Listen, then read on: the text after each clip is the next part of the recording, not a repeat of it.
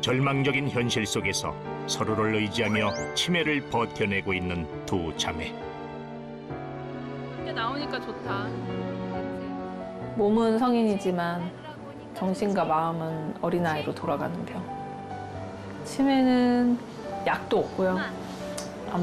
암처럼 뭐 수술할 수 있는 병도 아니고 치료법도 없고 진행성 병이니까 제일 무서운 질환이 아닐까 생각이 듭니다. 가족이 함께 짊어져야 할 치매의 무게. 소현 씨 자매의 어깨는 언제쯤 가벼워질 수 있을까요? 치매가 노년층이 가장 두려워하는 질병 1위인 이유는 그만큼 환자의 가족들이 고통을 함께 짊어지며 괴로워하기 때문입니다. 치매 환자의 간병인은 금전적, 정신적, 육체적 고통이 동반되며 우울감과 만성 스트레스에 사로잡힌 채 살아가기 때문에 치매 환자의 가족을 숨겨진 환자라고도 부릅니다. 치매는 경제적 부담이 큰데요. 치매 환자를 돌보는 데 들어가는 비용은 1년에 약 2천만 원. 간병을 위해 직장을 그만두는 경우도 78%에 달합니다. 게다가 치매 환자의 보호자는 신체적, 정신적으로도 엄청난 스트레스를 받다 보니 우울증을 앓거나 극단적인 생각을 하는 경우도 많습니다.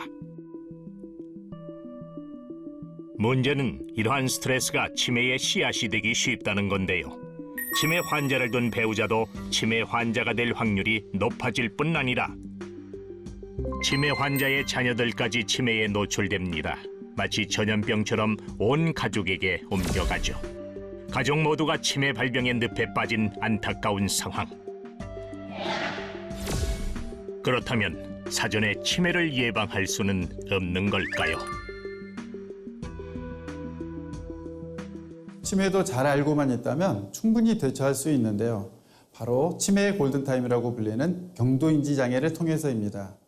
경도인지 장애란 치매는 아니지만 정상보다 인지 기능이 저하되어 있으며 일상생활에는 지장이 없는 상태를 말하는데요. 경도인지 장애는 치매가 되기 바로 전 단계로 실제로 경도인지 장애 진단을 받은 환자의 80%가 5년 이내 치매로 전환되는 것으로 알려져 있습니다. 치매의 전 단계로 불리는 경도인지 장애란 판단력, 지각 능력, 일상생활 등에는 이상이 없는데 기억력에만 문제가 생긴 상태를 말합니다. 우리나라 경도인지 장애 환자 수는 매년 꾸준히 증가해 30여만 명에 이르는 상황. 특히 여성의 경우 경도인지 장애 환자 수가 남성보다 2배 이상 높기 때문에 더욱 주의가 필요한데요. 그러나 국민의 절반 정도는 경도인지 장애에 대해 들어본 적이 없을 정도로 인식이 부족합니다.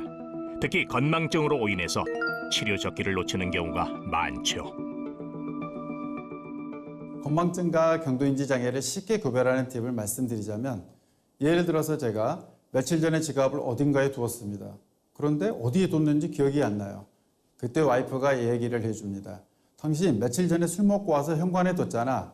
아, 그랬지. 생각난다. 그러면 건망증이고. 그래? 내가 그런 적이 있었어? 상황 자체가 통째로 기억이 나지 않는 일들이 반복된다면 그것은 경도인지 장애라고 볼 수 있겠습니다. 또 다른 예시를 들어보겠습니다. 주말에 영화를 보자고 약속한 걸 잠시 잊었다면 건망증에 해당합니다. 반면 약속 내용을 잊었거나 약속 대상이 생각나지 않는다면 경도인지 장애를 의심해야 합니다.